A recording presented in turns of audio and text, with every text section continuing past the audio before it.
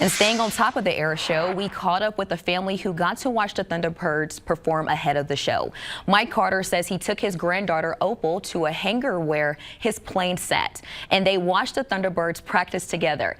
Our chief photographer Mike Peckash has the story.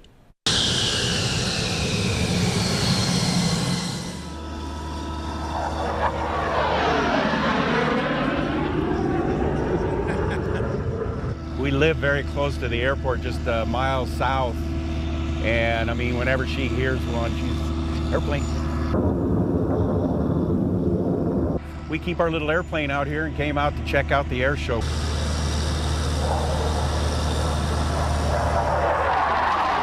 Opal loves airplanes. You like airplanes? Yeah, she loves airplanes. Look, they're gonna make another heart.